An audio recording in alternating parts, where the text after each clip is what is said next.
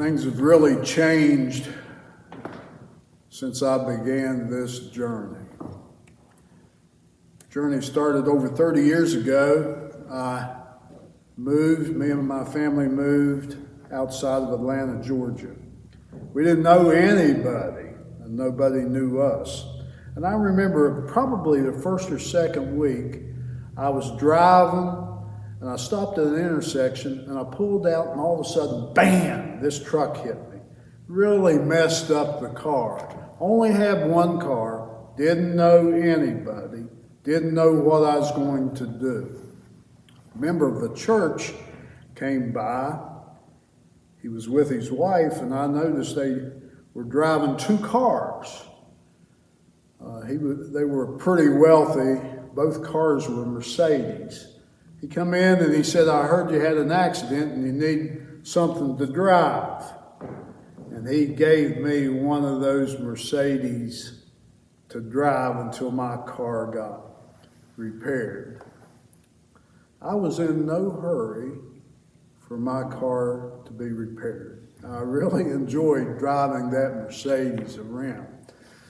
Got a call from the body shop and they said your car was ready, so I had to give him back his Mercedes. He come to the parsonage and he got it. When he come in, he gave me a card. And on that card, it had a number. And it said Interlink. Now, he had a business, and his business was Interlink. Back then, it was before so much technology. But back then, if you made a phone call from Atlanta to Newton County, where I lived, it was long distance, and it cost a lot. Or if you called from Newton County into Atlanta, that also was long distance. Now, my wife didn't know anybody. Not very many people knew her, and she was there all day by herself. And this gave me the ability to check on her. And it didn't cost me anything. He gave me that service free. And I really saved a lot of money because he gave me that service free. It was called Interlink. It's important to stay connected. It's important. It's always been important to stay connected. It's important to stay connected now. We were watching TV, and we were thinking about getting a new carrier for our cell phone service. And there was an advertisement on TV, and it looked real good. And my wife said, "Brent, check on that." And I checked on that, and I checked who the people who owned it. And guess who owned it? The fella who loaned me the Mercedes and the fella who started Interlink. And I thought, you know what? Maybe I can call him and maybe I can get my cell service free. Can you imagine how much that would save today? A bunch. But it's been so long since I had talked to him or interacted with him. My connection was lost. If only I'd stayed connected, maybe I wouldn't have to pay an astronomical cell phone cost. But I didn't stay connected. It's important to stay connected. When I graduated from Bluefield College, a fellow came in and he said, "Did you hear?" I said, "No, hear what?" He said, "The high school coaching job at Richwood High School is open." And I went to my coach and I said, "Write me a letter of recommendation. Send it to the Nicholas County School Board. I want to apply for the head coaching job at Richwood High School." Oh, that was a dream. I played basketball at Richwood High School, was very good, very good. Went to college on a scholarship, was very good. He wrote the letter and sent it off. You know what happened? Nothing. I didn't get a call for an interview. I didn't get a call. I didn't get anything. And I decided to check to see what happened. And I did. They gave the coaching job to the son of the Nicholas County Sheriff. I knew him. He wasn't even very good in basketball. He didn't have a teaching certificate. He didn't have a degree. Yet they gave him the head coaching job at Richwood High School. I was the best candidate by far, but I didn't get the job. Why did I not get the job? Because he was better connected.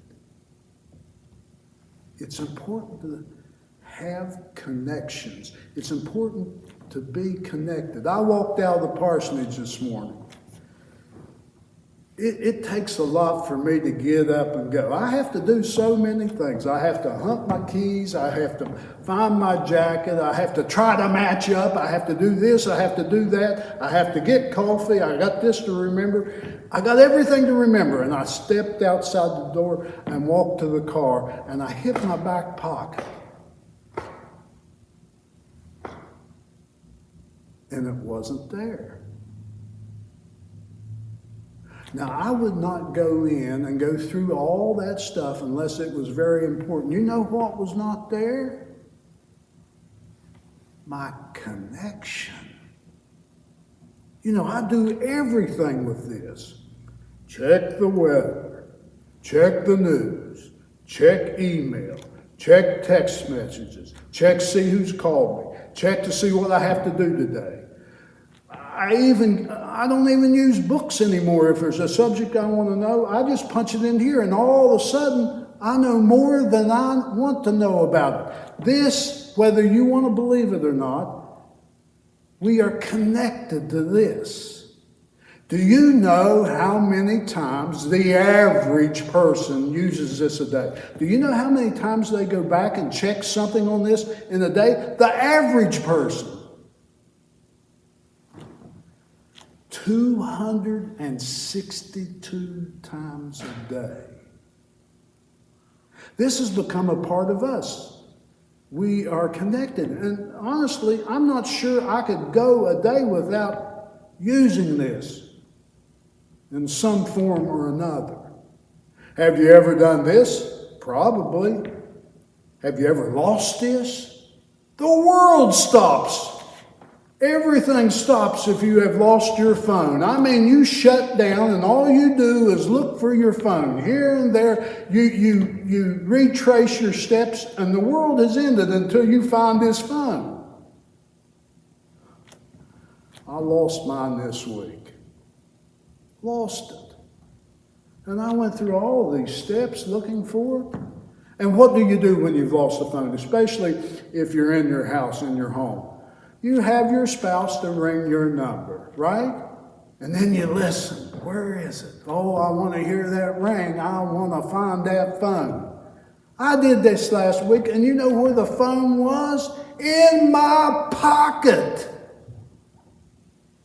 It has become a part of us. It keeps us connected. John the Baptist had disciples. Early in Jesus' ministry, John had disciples and Jesus had disciples. Eventually, John's disciples, after John died, would come over and join Jesus. But during a point, they were two separate groups. And the ones following Jesus asked Jesus this question.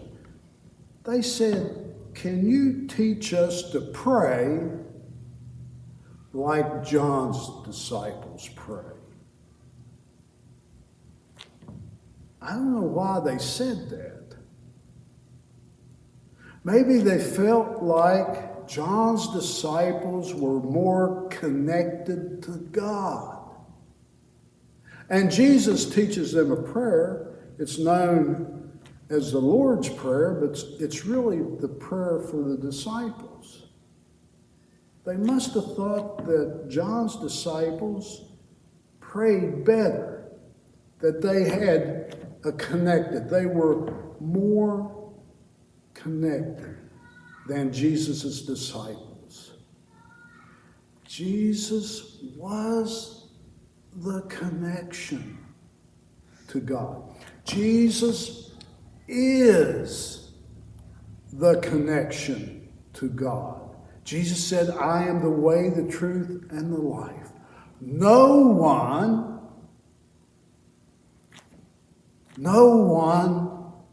enters except by me. No one gets to God except by me. Jesus said that. Those are Jesus' words. You know, we carry our connection. I want to make sure mine's still here. We carry our connection around with us daily. And we refer to it so many times. Average person, 262 times. You know, we carry our connection with God around with us each day. Our connection to God is Jesus. Our connection to God is Jesus. We've referred to this time and time again. How often do we refer to Jesus? Amen. You are light, sweet Beulah. I'm looking now